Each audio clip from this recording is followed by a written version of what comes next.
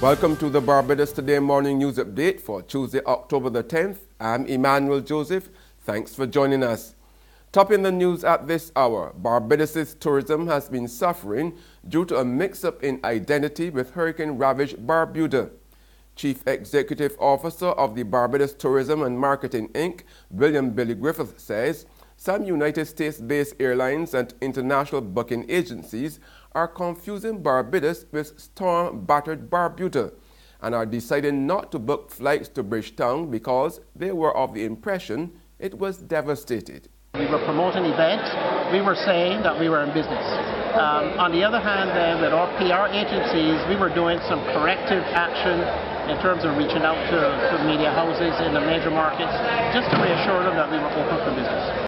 Meanwhile, Tourism Minister Richard Seeley is anticipating a busy cruise season this year, following on the heels of a strong performance in the industry over the past 2 years. Addressing the 47th Annual General Meeting of the Caribbean Shipping Association at the Hilton Barbados Resort yesterday, Seeley noted that 390 vessels berthed here in 2014, while the figure for 2015 was slightly higher at 394. In 2016, we had 424 vessels. Passengers were recorded in this.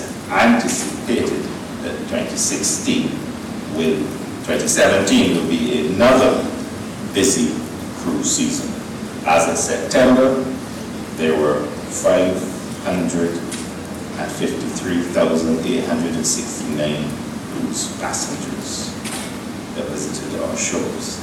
And by the end of the year, we expect that those numbers will be approximately 834, 438 passengers, a record year for cruise ship rentals to Barbados. In other news now, Minister of Industry, International Business, Commerce and Small Business Development, Donville Innes, wants critics of government to present a viable option to the dreaded National Social Responsibility Levy.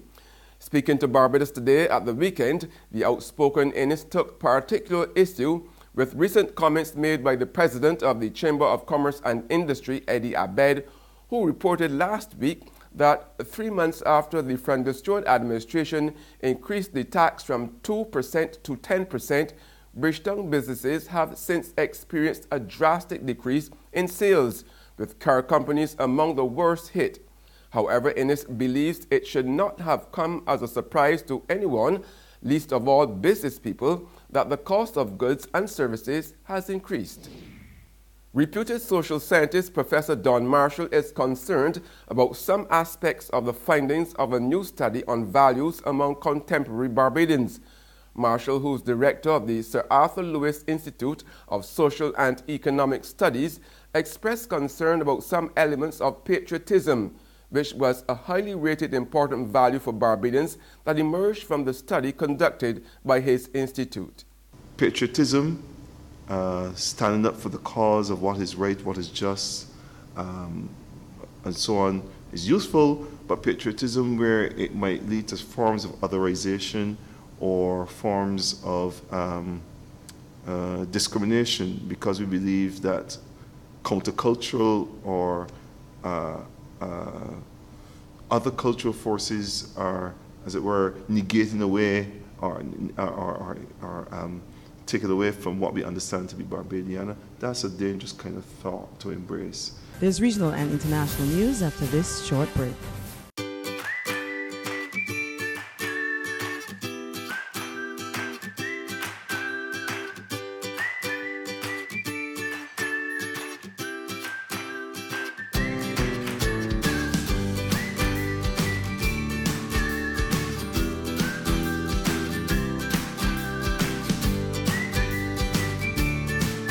Barbados Today, touching one community at a time.